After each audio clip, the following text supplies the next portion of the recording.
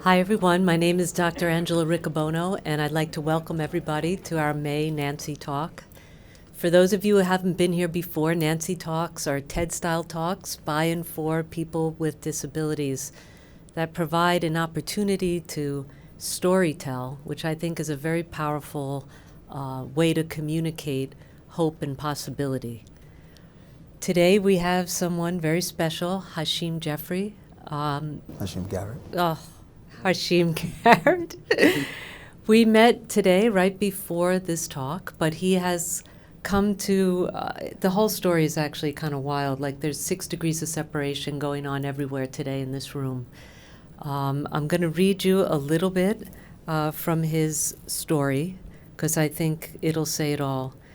He recently told me, actually, you graduated, right? NYU social work this week? Yep. This week. So we're hoping to help Hashim maybe even find a job on inpatient rehab, which would be a blessing. So we'll see where that goes. Hashim Garrett is a social worker, entrepreneur, and author of How to Fall Up. That's his book. 14 lessons in resilience from the lives of young people. Tonight, he'll share the lessons and tools that have shaped his journey. Through personal stories and practical insights, Hashim will explore how to tap into your strengths, reconnect with your purpose, and navigate life's obstacles. Attendees will leave with insights they can apply to living a fulfilled life. So without further ado, I'd like to introduce Hashim. Thank you so very much. It's a pleasure to be here with you this afternoon, truly. As you were informed, my name is Hashim Garrett. I am originally from the city. I'm from Brooklyn, New York. I live in New Jersey now, so don't hold that against me, but I'm still a New Yorker at heart. But my story is, it's got a lot of twists and turns, and you know, as Angela was saying, like there's 6 degrees of separation. I lost the mic? Still down. Okay, are we still connected? Yeah. Okay, then I won't move. All right. But yeah, so let me kind of just start from the beginning. So here we go. As I mentioned, I'm originally from Brooklyn, and I grew up in a really loving home, mom and dad. They separated when I was fairly young, and then my story kind of took a little turn in a really negative direction. And I think it really started when I was probably about 7 or 8 years old. My mom and I, we were coming home one day, and I'll never forget, as we were walking down the block that we lived on in Flatbush, tree-lined block, where I first learned how to ride a bike. We're walking to our home, and as we're walking down this block, I noticed like all of this debris, and just kept walking and walking. And as we got closer, my mom and I were walking, we noticed that the debris that was on the curb was actually our furniture. Right? And so we get closer to the house, and I'll never forget, my mom, she goes inside and she talks with the landlord. It was a two-story home, and we lived on the first floor, and long story short, we were getting evicted. And obviously, I'm 7 or 8 years old. I have no idea what eviction means, but I do remember that very same evening, my mom and I walking, and we wound up in Bushwick, Brooklyn. And not the Bushwick of today, but the Bushwick of many, many years ago. And we're walking, and my mom was like really super stoic. And she wasn't crying, and she wasn't like hysterical, but she was just really quiet. And we were walking, it was late at night, and she said, all right, we need to just stop here, and we're gonna stay in like this little motel. And it seemed like everything kind of changed that day, because we went from this really nice home, but then we went to this other part of Brooklyn where it was like a lot of sirens, it was people selling drugs, it was noisy, and just life changed for us that day. And so my mom and I, we wound up, moving to this apartment building. My mother's always been my best friend. I didn't have brothers and sisters growing up. I was the only child. And so, going into the city and Rockefeller Center and Juniors and FAO Schwartz, like these were all of the things that my mom's did. She was always about, experiences are important. And so, again, she's my best friend. And my mom started dating a guy when we lived in this apartment building, And he was really nice Monday through Thursday. However, on a Friday night, he used to drink way too much. And he was like Dr. Jekyll and Mr. Hyde. So Monday through Thursday, he was really nice. But then come Friday, he started drinking, and the arguments and the cursing and the doors slamming, all of this ensued. And life became really, really toxic. So it was like just one thing after another. And so I remember going to school on those Monday mornings after that tumultuous, weekend. And I remember going to school and my teachers saying, where's your homework? And I go, I didn't turn it in. And, they would ask, why didn't you do your homework? And, I forgot. But I never had the courage to tell them over the weekend. The police were banging on the door and the guy was banging on the door. And it was just a really toxic time. And so, unfortunately, like so many young kids today, they learn this concept of what happens in the house stays in the house, right? And so I wouldn't go to school and I really wouldn't talk about the things that I was seeing. And so eventually my mother gets out of that toxic relationship. But something happened along the way. And one of the things that happened along the way is prior to my mom dating this guy, I don't think I ever recall hating anybody. But I hated my mother's alcoholic boyfriend with a passion.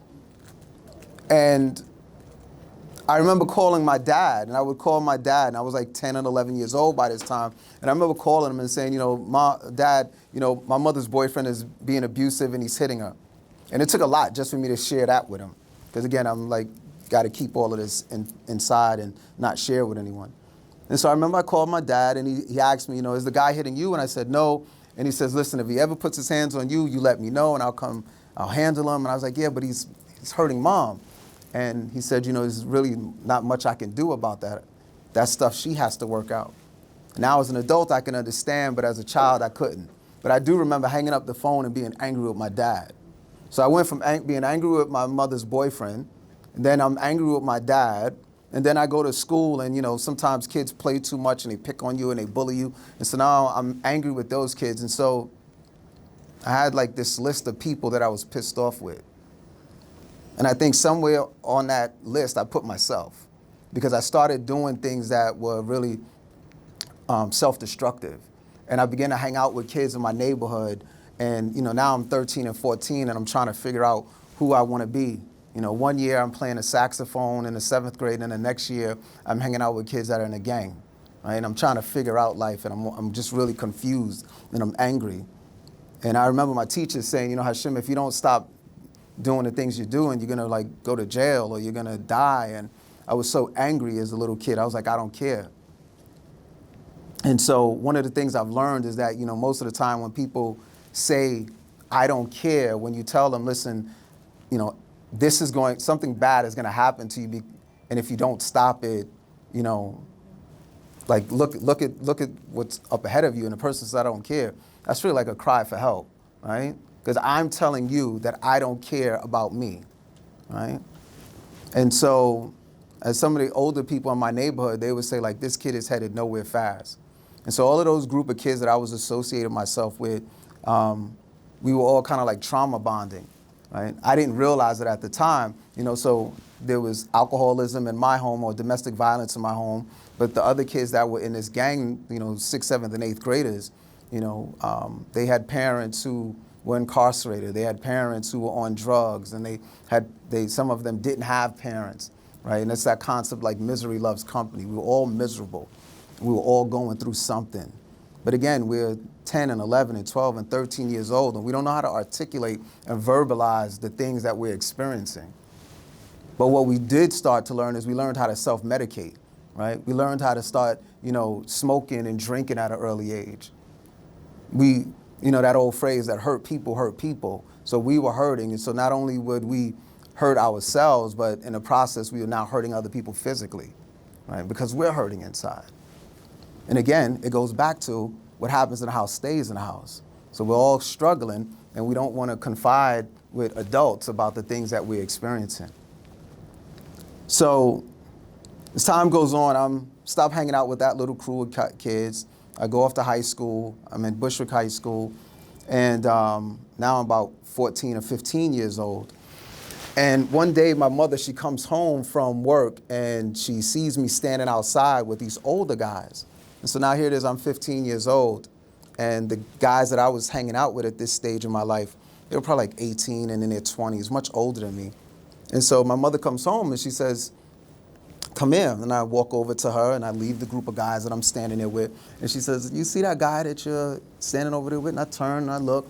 She goes, I don't know what it is. I don't know who he is, but I just got a bad feeling in my stomach just now when I saw you with this kid, with this young man. And she was like, I don't want you to hang out with him. I got a bad feeling in my stomach just now. And she had never said that to me before, and she had never said that to me afterwards. And I didn't take heed to this sixth sense, this premonition that she was having. So I continue to hang out with these kids, and I'm doing a lot of stuff that I shouldn't be doing.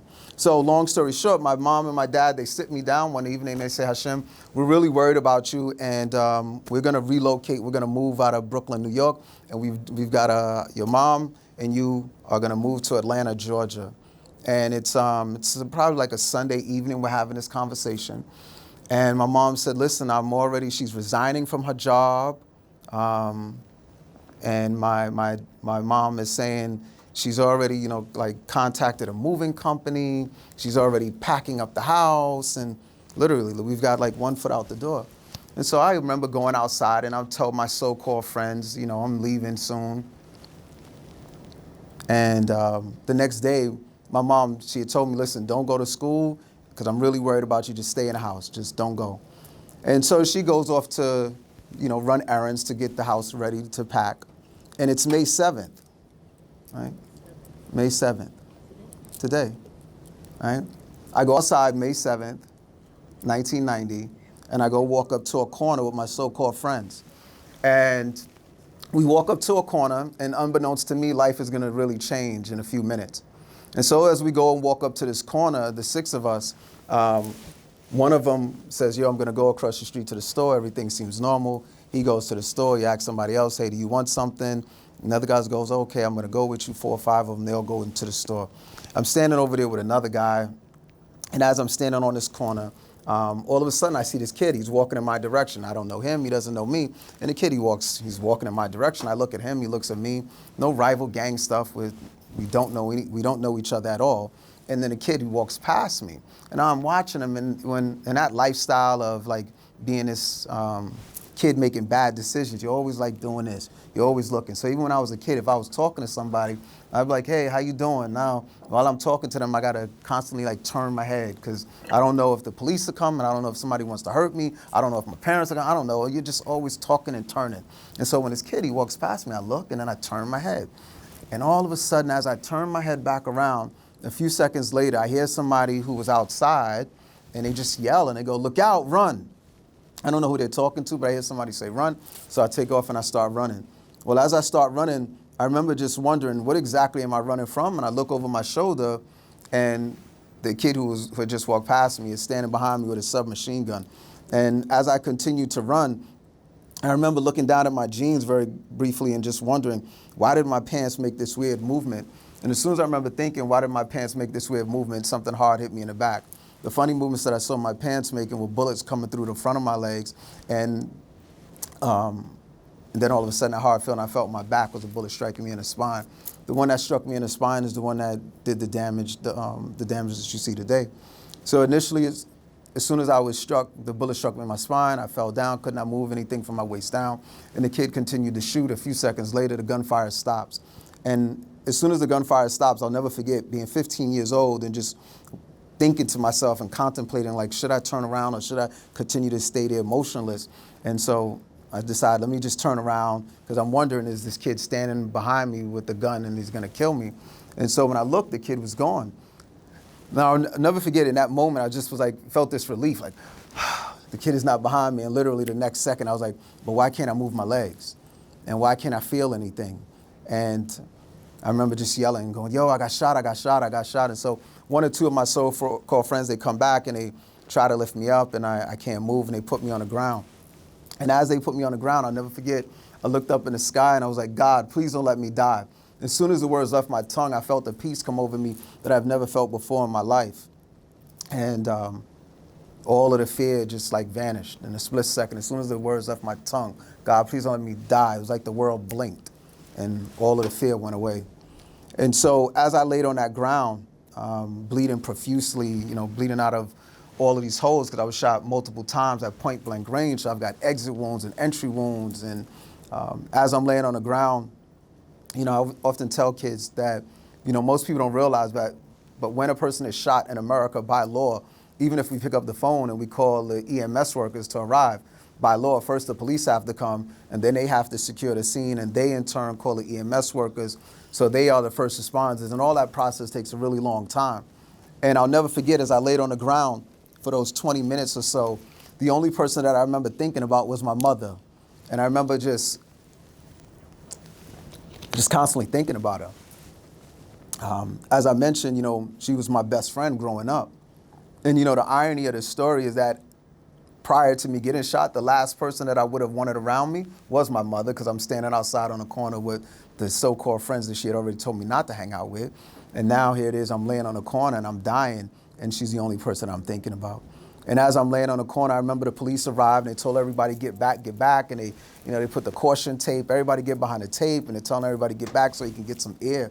But I just constantly remember thinking that I hope somebody goes to get my mother, because I don't want to die on the corner with everybody just staring at me, looking at me like this. And I remember thinking that if I do die, I hope that I do die in my mother's arms. And I remember thinking that if I do die, I hope I just get a chance to feel her soft hands one more time. I'll never forget, these were the things I literally was thinking about as I was dying. And I've met a lot of nurses who worked in hospice and different places, and they say, I don't care if you're 8 to 80, that most people will say that as they're dying, they usually want their mother by their side. And so I just kept thinking about it. And so the EMS workers arrived, and it was a young white EMS worker, and they jump out the ambulance. And this EMS worker, I remember him asking me, what's wrong? And I said, I can't move my legs. And he says, don't worry, we're going to get you to the hospital. And then I remember tapping him and saying, I'm having a hard time breathing, and I couldn't catch my breath. And he says, don't worry, I'm going to give you some oxygen. So he takes the tank with the oxygen, he takes the mask, and the mask has got a rubber band. And I take a nice deep breath, and he goes, how do you feel? And I'm going, I could breathe, thank you. And then him and his partner, they just start talking me through the whole process. And they go, we need you to lift your neck up like this, put the brace around my neck. They said, we need you to put your arms like this. And they rolled me gently, scooped the hard wooden board underneath me, put me on the hard wooden board, put that board onto the stretcher, lift me up, and they put me into the back of the ambulance. And as they were putting me into the ambulance, I noticed that my sneakers had been removed at some point. And I had brand new white socks on. And as I'm going into the ambulance, they shut the ambulance doors. I close I'm laying on their stretcher, and I see all of the bright lights of the ambulance.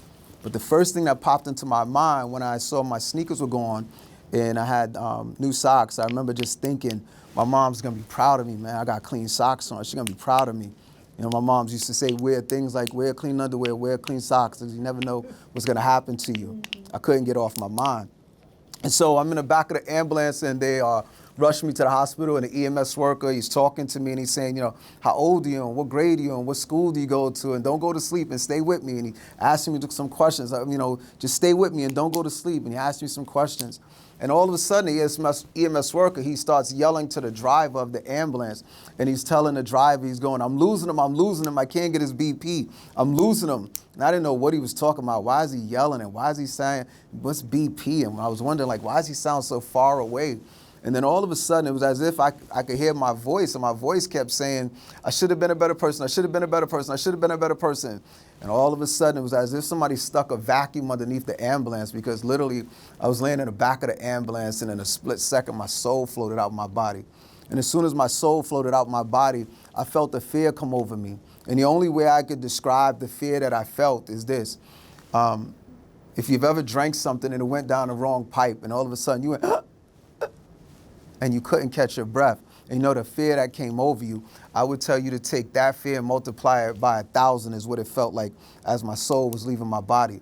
And as my soul left my body, I could see me in the ambulance. I could see the mask, I could see the equipment, I could see the EMS worker, and now my soul is going down. I could see the bottom of the ambulance, I could see outside, and my soul is going down. I could see the tar and the dirt. My soul just keeps floating down in this dark pit. And as my soul was floating down, all of a sudden I looked to my left, and it was a long, dark tunnel, and to my right was a long, dark tunnel, but right in front of me in this dark, scary room were these 2 doors, and something was telling my soul, go towards the doors. And as I was getting closer to go towards the left door, I I heard my mother's voice, and she was going, I told him to take out the garbage. I told him to wash the dishes. I told him to take the movies back. I told him. And I had chores that I was supposed to have done that day.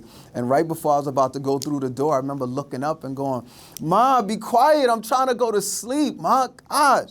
And as soon as I remember thinking it, my soul goes back into my body, and I open my eyes, and the EMS worker is staring at me, and I'm staring at him, and he starts yelling at my mom, and he goes, I got him, mommy, I got him. Just keep yelling at him, I got him. Just keep yelling at him. And I've often said, had my mother not been in the front of that ambulance to yell at me and nag me like only mothers can do, I doubt if I'd be here. And so they rushed me to the hospital. I was at Brookdale Hospital, and so they rushed me to the hospital. And as they rushed me to the hospital, they rush you through the emergency room, and you've got the doctors and the nurses and the EMS workers and the police officers, and all of them are converging at one time. And so they go 1, 2, 3, and they put me on the bed, and then the doctors are putting the tubes down my mouth, and they're shoving these tubes down my mouth. I remember trying to stop them, and they tie my arms down, and then they take another set of tubes and shoving up your nose, and the doctors are saying, can you feel this? Can you move that? No, I can't feel it. No, I can't move it. They say, he's paralyzed. And then all of a sudden, this black female doctor, she goes, baby, this is going to hurt. And before I can ask her what's going to hurt, in my mind, I'm like, everything is already hurting what all you guys are doing to me. She goes, baby, this is going to hurt. And she takes a scalpel, and she cuts the side of my chest open and shoves a tube into my chest and to help reinflate my lung. And then they say, take him up to the operating room. And so they take me up to the operating room, get on the elevator, go up there, got me in a light with the operating room, and they, I'm in there, and all of the surgeons have got the mask on their face, and the surgeons say, we want you to look at the light, count backwards, starting at 100. And so I start counting backwards, 100, 99, 98. And as I'm going to sleep under the anesthesia, I can hear the surgeons, and they're saying, we have a 15-year-old black male with multiple GSWs.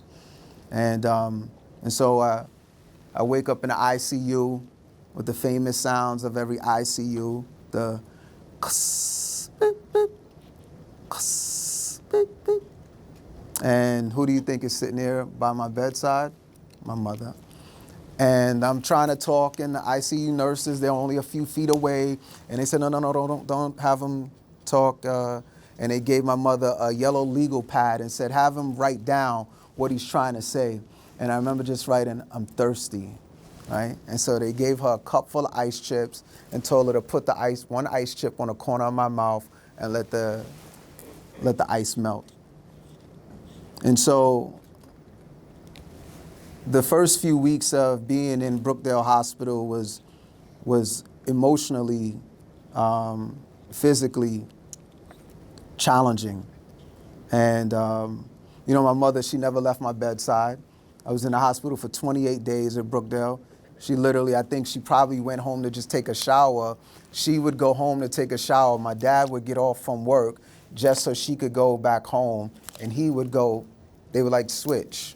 But she never left. She was there probably 20 hours a day. And so while I was in that hospital, I just had a lot of time on my hands to think. There were moments while I laid in that hospital where I thought about revenge, and I really wanted to kill a kid for what he did to me. I thought about hurting his family members, and I thought about hurting his friends. And when I wasn't thinking about revenge, I had thoughts about, I don't want to live like this. I don't want to be paralyzed. Like, I'm never going to be able to walk down the block and hold a girl's hand. I'm not going to be able to go on the beach. I'm not going to be able to do, I'm not.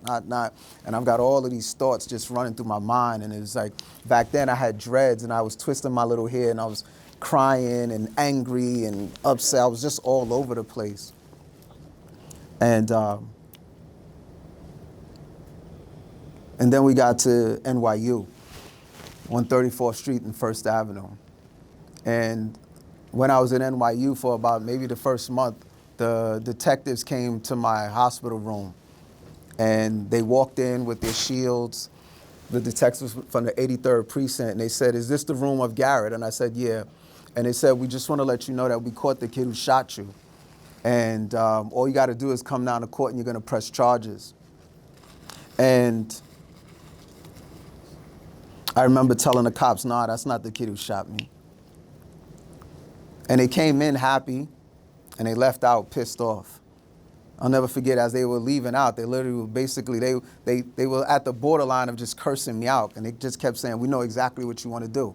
You and your friends are going to go back out there. Y'all going to shoot the kid. And then his friends are going to come back and do that. But I was really worried about what are my so-called friends going to think if I go and press charges? What are they going to think? Because I can't be like some criminal one day and get shot and now go press charges the next day. That's just not going to fly. That's not acceptable. And then I was like, I don't know if I really want him to sit in jail. I'm never going to walk again. That seems like he got off. Nah, we're not going to let that happen either. And so in my mind, I was ready. Like, yeah, when I get out here, watch what I'm going to do to him. Watch. Watch. And so a week later, while I was laying in that same hospital room, I get a phone call, and I pick up the phone. I pick it up, and somebody on the other end goes, yo, you're never going to believe what happened last night. I go, what happened last night? And they go, you know the kid who shot you? And I go, nah, I know that I just let him go home. He was 16 years old, by the way. And so when I am talking with this guy, he goes, you're never going to believe what happened last night. So what happened? He said, you know the kid who shot you? Yeah, what happened? Well, the kid who shot you, he got into an argument with somebody else last night, okay? And somebody got shot, okay? Yeah, well, the kid who shot you, he got into an argument with somebody else, and he shot and paralyzed that other kid. But his words exactly were, he shot somebody and he's just like you, is what he said. And I couldn't quite wrap my mind around what he was trying to say, but then I began to decipher it and figure it out. He said, yeah, he couldn't get off the ground. And I remember hanging up that receiver, laying in my room at 34th Street and First Avenue, and looking out the window and just saying, God, what have I done? Because never in a million years did I ever think I'd get paralyzed. Never in a million years did I ever think that I'd, disobey my mom and do all of those crazy things that I was doing, just trying to fit in and, just dealing with a lot of stuff in life. But I definitely did not think that by me not pressing charges that this kid was going to go out and shoot and paralyze somebody else. And it was at that moment I literally just literally and figuratively just said, I'm done. I'm done with this. Because I think that I'm doing a really great job of messing up my life and everybody else's. So it gave me an opportunity to get my baseline and figure out, well, how are you gonna correct this? What are you gonna do? And so I remember one day my mom, she came into the hospital. This is actually before NYU, but she came into the hospital one day and she gave me this book. And she was just kind of planting a seed, and she was like, Hashim, the doctor said you're not gonna be able to walk again. And, even if we had all the money in the world, there's really nothing they can do for your spine. But she said, I really want you to read this book. And I remember looking at her like she had 2 heads and 18 arms. I was like, what? This book? You bugging. But I took the book begrudgingly. And I started to flip through the pages. And I started flipping through the pages. And I started flipping through the pages. I had nothing but time on my hand. I just started to read this book, and I fell in love with the book. I fell in love with the stories. It gave me a lot of hope and a lot of inspiration, a lot of guidance. And so the book was the Bible. They say the Bible is an acronym that stands for Basic Instructions Before Leaving Earth. And I just started to find a lot of solace and comfort in it. I was like, well, if the same God that heard my prayers when I was on the ground, if that's the same God who I'm reading about in this book, if he could help them, then maybe he could help me. And so what I figured out, the first thing I need to do is just start listening to my mother, and maybe some things will fall into place. So I'm at NYU, and it's time for me to get discharged. And I had a phenomenal doctor. Her name was Dr. Judy Gold. And my mom and my dad, they sat down with Dr. Gold, and she said, it's time for me to discharge my patient. And they asked my mom, Dr. Gold said, so, where's he going to go back to? And so my mother explained, well, we were going to move, but, we can't because of what happened. So I'm just going to bring him back to where he lived in Bushwick. And so Dr. Gold asked those questions. Okay, is there an elevator in the home? Mom said, no, there's not an elevator. My mother said he's got a lot of friends in the neighborhood. They'll take him up and down the stairs. And Dr. Gold says, no, I don't really think he should go back to that area. I don't think it's going to be helpful for him. And so my dad stepped up. He was like, I got an apartment. And now, mind you, this is all pre-internet. There's no Google, right? And so Dr. Gold says, so where's the apartment at? And my dad said, I got an apartment over here in the housing developments, in the projects. And Dr. Gold said, that's not going to happen. He said, if it's on the first floor and it's got an elevator, Dr. Gold, it's not going to happen. Even if it's accessible, she's like, I don't think he should go to that community. And so they said, okay. So Dr. Gold said, listen, he can stay here a little bit longer until you guys figure out a place for him to move to, where you guys can relocate. So my parents come together and they say, okay, what about Jersey City, Dr. Gold? And Dr. Gold goes, okay, let me do some research. And Dr. Gold does some research, and Dr. Gold goes, I don't like Jersey City. He can't go there. He'll stay here a little bit longer. You guys figure it out. So my parents say, okay, there's a town next to Jersey City, and this town is called Bayonne. Dr. Gold says, let me do some research. Dr. Gold goes, I like Bayonne. He can go there. And I say, if Dr. Gold had not said, had I gone back to Brooklyn, I wouldn't be here today with you. I wouldn't. Because they say it takes a village to raise a child, but unfortunately, some villages are a little toxic. And I wouldn't have been able to got the healing that I was going to need going back to that same environment. It gave me a fresh start to just go to Bayonne, New Jersey. And so Dr. Gold says he can go home. And so I go home, and then we find a little therapy gym. My mom, not me, but my mom finds a therapy gym, and she said, oh, that's not a good gym. And she finds another place called Kessler. And I start going to Kessler Institute in West Orange, and I'm an outpatient there for about a year and a half. And when I'm not there, I'm being homeschooled, because mom's like, education is very important. So I've got to be, I'm homeschooled, I get my high school diploma, and then I'm going to do my therapy. And so all of those things come to an end. I graduate high school, therapy comes to an end, and I go off to college at Rutgers University in New Brunswick. And I go off to college, and while I'm off at college, I'm the only person living on campus in a wheelchair, and I really never, that was a really difficult thing to experience. And so I'm not focused, and I get kicked out of school, and I come home, and I'm like, Ma, I messed up. I got kicked out of school. I know Hashim. And she's washing dishes one day, and she's making lasagna. And I go, Ma, I don't know what I'm supposed to do. I really messed up. I don't know what I'm supposed to do. So without hesitation, she's washing these dishes. She goes, Hashim, you should go in your room and get on your knees and ask God to show you what you're supposed to do with your life. I was like, I literally thought she was going to yell at me or tell me something different. But my baseline is, listen to your mother. She's not going to steer you wrong. I get on my knees. I close my door. I get on my knees. And I just like, God, I don't know what I'm supposed to do, but I really messed up. I was in school, and I'm telling him stuff as if he doesn't know it, right? And so I'm having this conversation. The very next day, I get a phone call from a lady at Kessler Institute and goes, is this Hashim Garrett? And I go, yeah. She goes, we're starting up this program at Kessler Institute. I heard you used to be a patient here about a year and a half ago. I was going, yeah. And she goes, we're starting up a program talking to students about how to prevent themselves from sustaining spinal cord injuries. And what we want to do is we want to have somebody who has the lived experience, but we want to couple it with a curriculum, an evidence-based curriculum from Harvard University. And we're going to put these two things together, and we're going to go out to the schools, and we want you to be the person to come do it. And we're going to fly you out to Harvard. We're going to teach you the program. Are you interested? Literally, one day after getting on my knees, like, God, show me what I'm supposed to do. And so my question to her was, you going to pay me, right? And she goes, yeah, we'll pay you $50 for the day. I was like, sign me up, I'll do it. And I went out, and I went to a school. I got trained at Kessler, and I went out to a school, and the school was not handicap accessible, right? There were no elevators, had all of these stairs. And I'll never forget, I got to the building, I called my contact person, and I guess I didn't tell them that I needed it to be accessible. And so the kids, my contact person, she goes into the school, and she gets all of these 9th grade boys, 14, 15-year-old strong little kids. And they were like, we're going to carry you up the stairs so you could come talk to us. And they carried me up the stairs. I'll never forget it. Carried me up the stairs in Newark, New Jersey. And I started talking to the kids, and I started telling them my story. And it was like the roof opened up, and I was like, this is what I'm supposed to do. It's like everything happened for a reason, you know? I got kicked out of school at the right time, because had she called me that day, I wouldn't have been home. I'd have been in school. And everything kind of worked out. And that was 1995.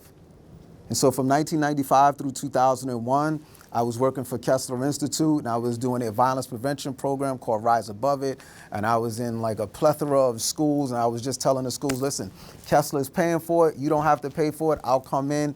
And they were like, we love you, come to this school and that school and this school and this school. And I was all over Newark, New Jersey. And then the funding ran out, but I wanted to continue to do this. And so I started a company called Wisdom and Understanding. The Bible says the beginning of wisdom is to depart from evil, and the beginning of wisdom is to fear God. The beginning of understanding is to depart from evil. Fear God and depart from evil. And those are the things that I've kind of lived my life by. And so I called out to the schools and I was like, listen, I'm no longer working for Kessler. Do you mind if I come in and still do this program? Would you guys be interested in paying me? And they said yes. And so from 2001 all the way up until about the pandemic, that's what I did. This is my bread and butter, and I've traveled all over the country doing this. And then the pandemic happened, and then I couldn't do this kind of work. And I was just like, I want to talk to kids about more than just my story. I want to share with them more than just the stuff that I learned from Harvard. So here's some of the stuff that I learned from Harvard that I would go out in the schools and talk to them in their health classes, and which I still do today. Did you know that homicide is the #1 cause of death for young African-American males in this country between the ages of 15 and 24? The #1 reason why young black males die in this country is not motor vehicle accident, it's not suicide. The #1 reason young black males die is because somebody else that looks like them kills them. That's the #1 cause of death. It's not food insecurity, it's not a disease. Most young black males will die. When they do die, it is due to homicide. But they don't learn about what causes homicides. We teach students about what causes STDs. We'll talk to students about what causes cancer, but they don't learn what causes homicide. So Harvard said, how about we teach it to them? And so here are the 3 main things that play a major role in murders. #1 is arguments. Most homicides are precipitated by an argument. Most homicides are precipitated by an argument. #2, how do most people kill each other? With a firearm or a weapon. So you have arguments, you have weapons. And the other risk factor is somebody being under the influence of alcohol or drugs. So if you put those 3 things together, it's like a recipe for a homicide. They argue, somebody has access to a weapon, and somebody's under the influence. You don't need all 3, but those are usually the top 3 things that play a major role. And so that gives me an opportunity to talk to students about that. So here's something that I want to make sure that I share with you that I didn't share with kids when I first started this. So one day somebody heard me on a television show, and they heard me say that I forgave the kid who shot me. And so this organization, they reached out to me and said, Hashim, we travel all over the world and we talk to kids about conflict resolution and forgiveness. And we'd like to know, really, they said, we talk about forgiveness. Would you be interested in partnering up with us? And the organization is called Breaking the Cycle. And so I was like, yeah, I'll do it. And so I started talking to students about forgiveness. A good friend of mine who recently passed away a few years ago is Officer Steven McDonald. He was an NYPD police officer who was shot and paralyzed. And he really helped change my life, because here was this white police officer who was shot in Central Park in 1986 by a young black kid. And Officer McDonald was a quadriplegic, or what we would call a tetraplegic nowadays. And he could not move his arms or his legs, and he lived on a ventilator, but he traveled and he talked to kids. And when I saw him go out into a school and tell kids that, yeah, a kid shot me, and he said it a lot more eloquently than I am saying it now, but I forgave him. I said, if he can get out and talk to kids and tell them that he forgave the shooter, then that's where I got the courage. And so I sit before you today to tell you this, that a kid walked up to me with a submachine gun and shot me multiple times at point blank range, and I forgave him. We haven't had a conversation. I've never met him in person, but I've forgiven him in my heart. Because maybe had I learned to forgive my mother's alcoholic boyfriend, then life wouldn't have turned out the way that it did. The other part that I want to share with you is that my so-called friends who knocked on the door and asked me to come outside, they wanted me to get killed because I started telling them no. And I didn't want to listen to them anymore. And I forgave them in my heart. But the hardest person that I have found to forgive has been myself. because I knew right from wrong and I chose to do wrong. But the one thing that I've learned to process is sometimes if you truly believe that there is a creator who created all of this, sometimes we may find ourselves being angry with God when we go, why me? Why me? Why my family? Why did this have to happen to me? And that's the way I felt when I was a kid. But now, having the wonderful life that I've had, I can say in this moment on May 7th, 2026, why me? But the why me is totally different now. Sometimes I look up in the sky and just go, why did you choose me to have the phenomenal life that you've blessed me with? But it's all about perspective. I read a book called The 7 Habits of Highly Effective People by Dr. Stephen Covey, and he said the way you see the problem can be the problem. It's the paradigm shift.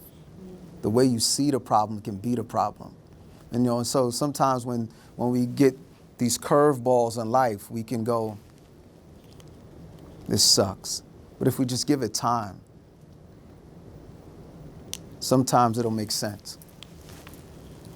And so before I leave, I have to tell you this. You already heard that on Tuesday I graduated with my master's from NYU.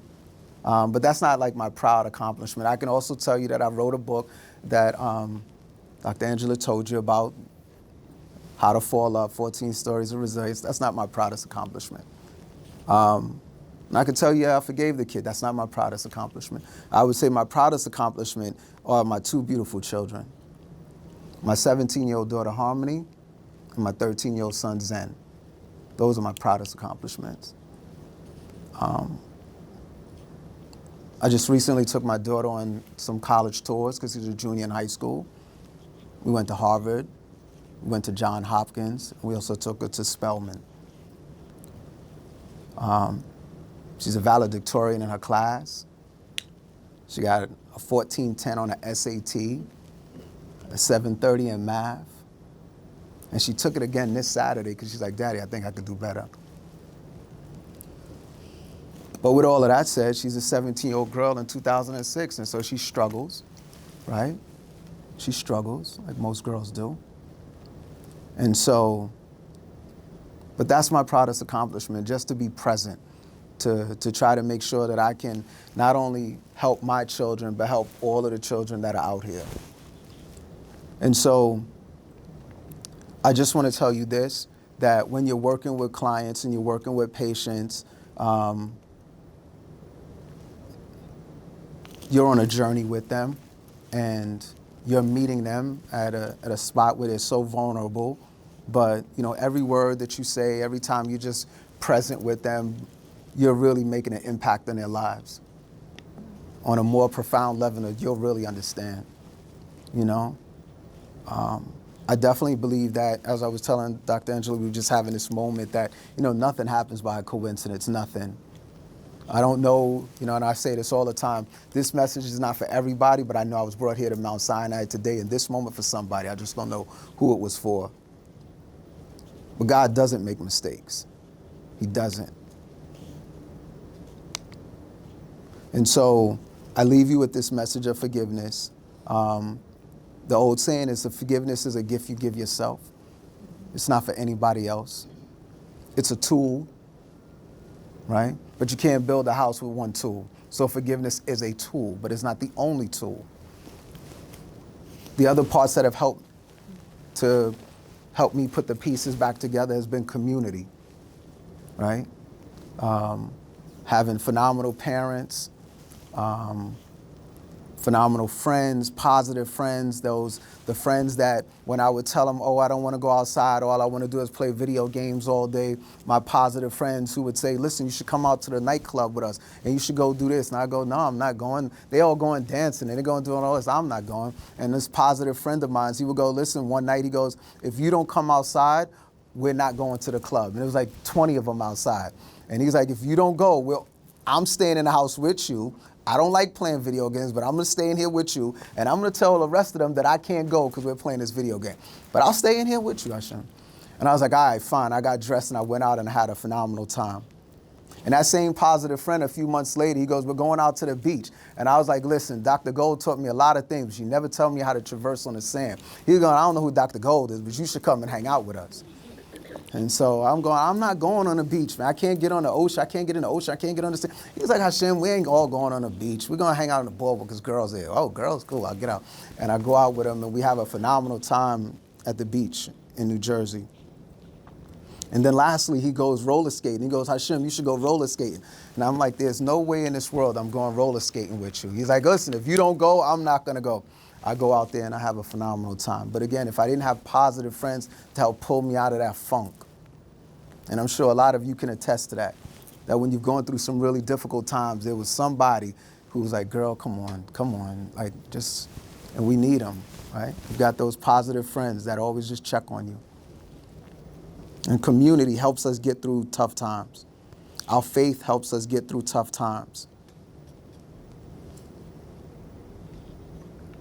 But the one thing I will tell you, the one tool that you will need when you go through tough times that most of us don't know is generosity. Help somebody else when you're going through a tough time and watch what it does for you. I'm telling you, pour yourself, help somebody else, and watch what it does for you. Because it'll help you take your mind off of what you're going through and you immerse yourself into helping somebody else. And so not only do you help them, but in a way you're also helping yourself. This is what I've learned. Find somebody to help when you're going through something difficult and watch what it does for you. So I just encourage you, continue to show up, continue to be a part of somebody's community. If you need to learn how to forgive somebody, start it today. And it's not a quick fix. You're not going to start it today and end it today. It's going to be a lifelong journey. Martin Luther King said, forgiveness is not an occasional act, but a permanent attitude. Nelson Mandela said, if you ever contemplate revenge, always remember, it is like drinking poison and expecting your enemy to die.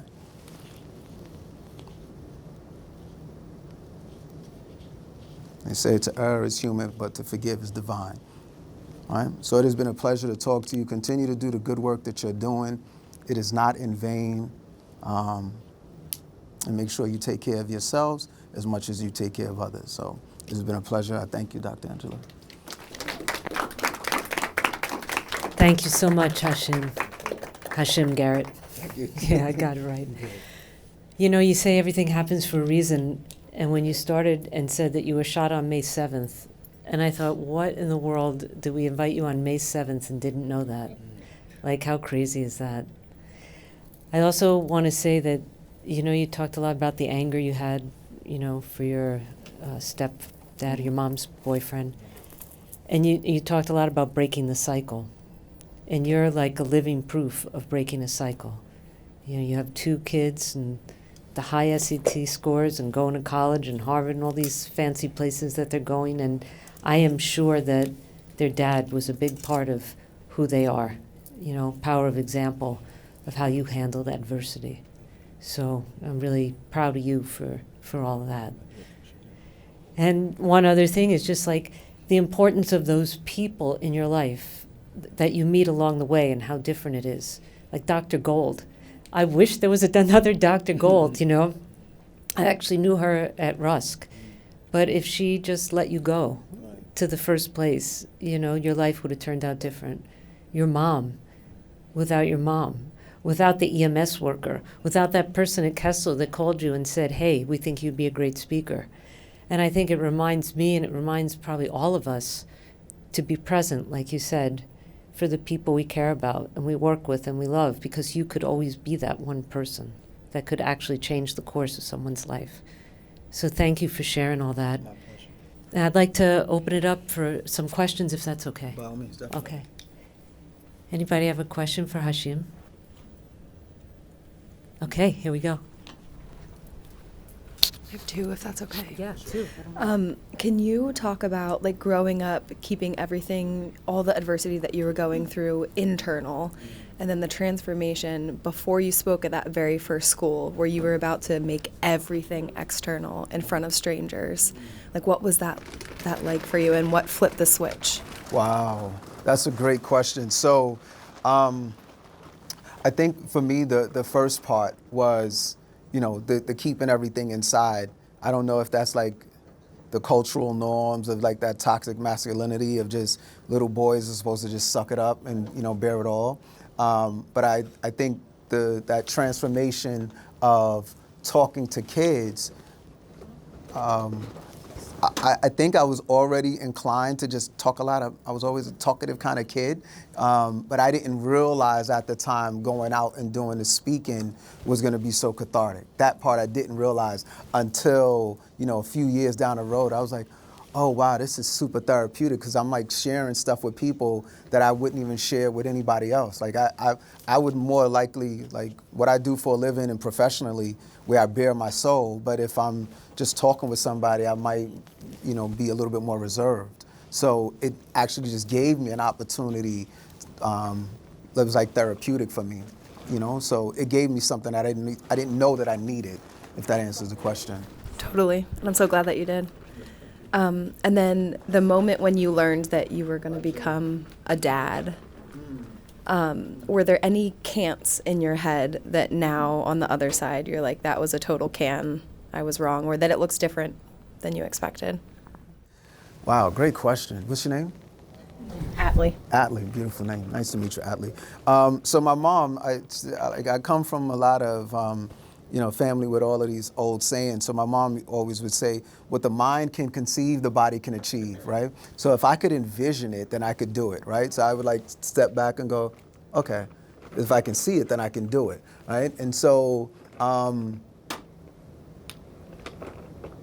teaching my children how to ride a bike, right? Because those are memories that I had my mother doing with me. And so I wanted to say, okay, how would I teach my children how to ride a bike? And so, have a nice day. Have a successful day. Thank you so much. So what I found is I was able to go to this park and get behind, literally, I got the footage of it, right? And get behind my son and my daughter, and it was just enough of an incline where I could hold their bike and go, and we could just coast. And it was a lot of falling, right? But it was a lot of encouragement along the way too. And so that's something that I can always look back on and be like, I literally taught them how to ride a bike, right? But then there were the things that can't. It was those moments of, taking them on family trips, and we're in the Caribbean island somewhere, and I'm going, I can't get in the water. That I can't do. And so, it's those moments where forgiveness kicks in again, where you're like, Hashim, but you literally just took your whole family out to Jamaica and we're chilling on a beach, and all you're focused on is what you can't do, but I still got a chance to be present and watch them play in the water. But that was a can't, right? And so, but I had to be able to find the balance of you can, but you can't, And so there's always those moments, right? But there are more success stories than the ones that you go, well, that just didn't work, I hope that answers the question, Atlee. My pleasure. You see, I have another question. And please tell me your name. Hi, I'm Brad. Nice, Brad. One of the trainees at Mount Sinai. I just wanted to thank you for sharing your story. It's really, really moving. And you talked a lot about the things that were out of your control when you're in your childhood, and how those really made you angry. I'm just curious about what you think, how you think we as people, as future mental health clinicians, or as anyone, can get through to those kids who are angry about those factors that are out of their control and that are really impeding their ability to thrive. Great question, Brad. Yeah, so I'm in that same line of work, right? Working with kids who have experienced trauma. And so much of the trauma is like instability, right? Maybe living in a home where, there isn't that constant presence of somebody who cares. And so I think what it allows us to do is when we're working with kids, or anybody, is just letting them know, this is a safe space, right? And just genuinely letting them know, I may not understand what you've been through, right? And I'm not going to pretend to understand, but I know it's Maslow's hierarchy of needs, but I know we all need love, and we all, these are the things that we need, right? And I'm just going to be present with you and to just let you know I'm here and that I care for you, and how can I assist you in this process? And so, sometimes they have to learn how to figure it out for themselves, but they just need somebody to just be there with me and just to encourage me to say, I know you can accomplish this, right? And so I think back to Dr. Gold, when I was discharged from NYU, there was like a piece of paper of all of the things that I could do. So just her like setting that rubric for me that yes, you can work, yes, you can do this, yes, you can do that, that when that allowed me to just know that, oh, there's so much you can accomplish. And sometimes we just need that person to be there for us to just say, I know in this moment you can't see it, but I know you can accomplish all of these things. And I think that's what we have to just try our best to do, to just go, I'm here with you, I'm gonna be present, right?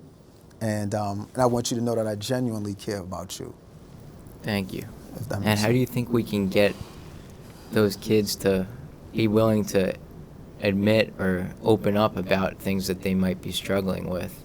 Like if you take yourself back to your childhood, you know, would you have been willing to speak with someone when you were holding everything internally? And, you know, it's more of a philosophical question rather than like a direct one, right? But what can we do to get kids to feel comfortable to even have that person to say this is a safe space? How do we get them to that safe space in the first place?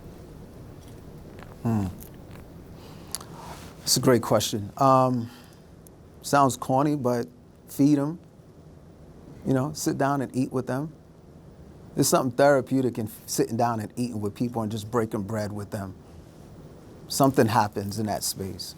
I think the other part is just patience, right? It's not always, you know, Maya Angelou has that famous quote, I may not remember what you said, but I remember how you made me feel. Right? So it's not always trying to find the right words. And that's why, you know, sitting down and eating with people, it just gives us a space where I don't gotta talk. Let's just eat. Just eat. You eat, I eat. And we just sit here. And when you leave, like, you know, we didn't really have a talk, but when I leave here, I feel better though. And so that's what I think. It's not always about trying to find the right words, and just being present. Sometimes in that consistency, a person may be inclined to open up and talk. It's not gonna happen on session 1.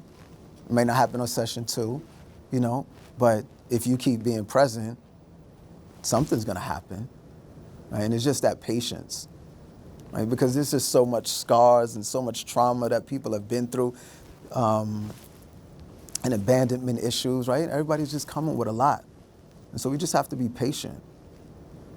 I think that's what helps. And you can't go wrong with feeding people. You can't go wrong with feeding people, you know? The way to a person's heart is through their stomach, right? I'm telling you, it's true. Feed me. So. That's why we always have snacks in the back. Yeah, you can't go wrong with a little food. Mm-hmm. Yes. Hi there. And your name? So my name's Lexi. Nice to meet you, Lexi. Nice to meet you too. I'm also a therapist at Mount Sinai. And right before coming to this talk, I had a patient say, how do I learn to forgive myself? And, you know, that felt like a very essential part of, you know, your experience, right? And you said almost the harder part was forgiving yourself and not even the external world, right? So I was wondering if you could speak a little bit more about that, you know, if there were any major moments that stood out that helped you forgive yourself and maybe even helped you figure out what you were forgiving yourself for, so that I can kind of pass that along. Okay, great question. So I think the key part about forgiveness is just learning that it's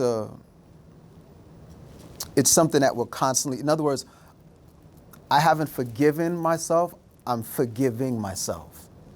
I'm constantly doing this. 36 years, I'm still doing it. I'm doing it when I park and I go, so you really want to work at Mount Sinai with all of these hills? How are you going to, oh my gosh. And so I'm beating myself up again. Like, we're constantly doing it. Let it go, right? And so I just say for your patient is just, you're starting it. You know, you're on a journey with this. And be patient and understand that you're going to have 2 steps forward and 1 step back. And that's how it's like the ocean, right? It's just constantly moving. And that's to be expected. And so they'll go, I was feeling so much better 5 minutes ago, but then you got up, Lexi, and you walked out, and that triggered me just now. Literally, you stood up. I can't do that. And that just hurt me to my core just now. And I was feeling so good while we were sitting here and talking, but then I watched you all walk, and I was like, oh. and I got to start it all over again. You know, it's just a process. And just to understand that you know, how you feel today, you may not feel that way 6 months from now. But just start it, though, you know. And I just wish there was an easy way for us to get from point A to point B, but it doesn't work that way. And maybe when you're helping other people, right, because that's that generosity. When you find that your patient is like, I don't know their level, they have an SCI, I don't know what they do, but depending on the severity of their injury, they may be able to help somebody in some way. If their functions is limited, they could still pick up a phone, they could maybe dial somebody, check on somebody. Like, generosity can come in many different ways, and really the generosity is finding your purpose, right? What am I here for now? Right? My identity was wrapped up in one thing, and now I'm not that person. Now who am I? Right? And so that's it. We're just trying to find our purpose again. And are you almost forgiving yourself for not being that person that you thought was your initial identity? You know, like, because it sounds like you have to pivot and be flexible.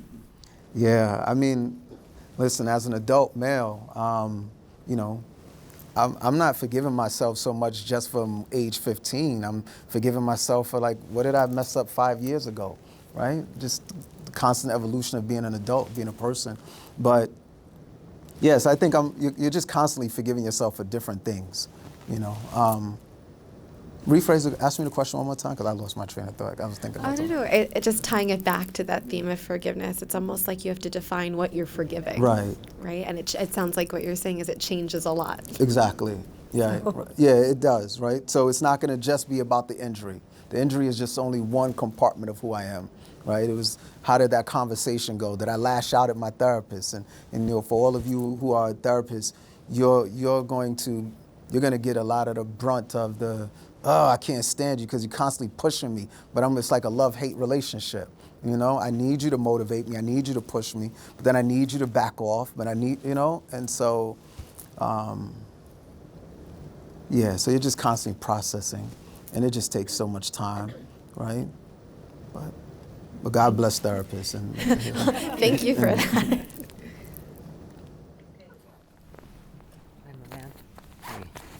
No, it's not more of a question. Is that the story you was telling about what happened to yourself with the anger you had towards the individual that did that to you, that shot you? That's the same way I felt when I first got shot. I'm a 2-time gunshot survivor, 91, 95. 91 is when I got paralyzed. Second time is something else. We can talk about that some other time. But the way you were talking about that story, I actually related to you with that because I felt that anger for decades. I wanted not to kill the person, I wanted to leave him paralyzed. That was the anger I had towards him. That's why I was like, oh shit, I actually relate to what happened to you, your thought process. And then when you say your soul left the body and all of that, I thought you was gonna check out your socks again to see if it was still clean. That was what I thought real quick. But at the same time, I understand that part too, because it's like, especially when you said that you thought about your moms, that's the first thing I thought about too. But my mom was like, well, you didn't listen to me. Because she was always telling me, be careful, because I'm a product of that environment. I lived that life. So it was just there like, whoa, I understand you better than most people here because what you said hit me real good. All right. The other question is the name of your tailor, because your suit, Wow. sharp. Appreciate you. I appreciate I appreciate you. I do. Nah, I'm all right, because he already answered all of it, because his life is good. He got 2 kids and all of that. Thank you, man. Coming over here. Thank you. Hi there, my name is Aubrey. I'm also a clinician in training. I just wanted to say thank you so much for being here today and sharing your story. You have a very gifted, wonderful presence and a wonderful storyteller. Something that really struck me while you were speaking was how your mom and your dad really came together in this experience. And one of the opportunities and privileges we have as clinicians is working very closely with family and caregivers. I'm curious, how did they stay strong through all of this? How did they keep going? What was their, other than, you know, being your parent, how did they stay strong? Wow. You said Aubrey? Aubrey, yes. Aubrey. Yeah, that's a great question. I really, I really can't answer that one, you know.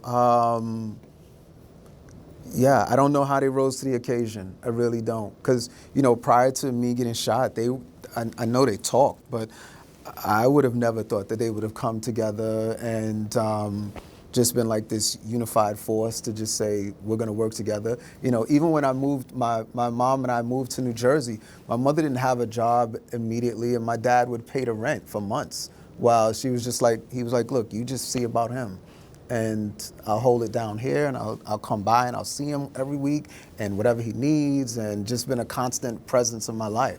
So even though so much of my story, you know, is anchored in my mom, but the truth of the matter is they both were, you know, I think she was his support, right, amongst other people. But yeah, I don't know where they found the resilience and that fortitude to just be present and work like in that symbiotic way.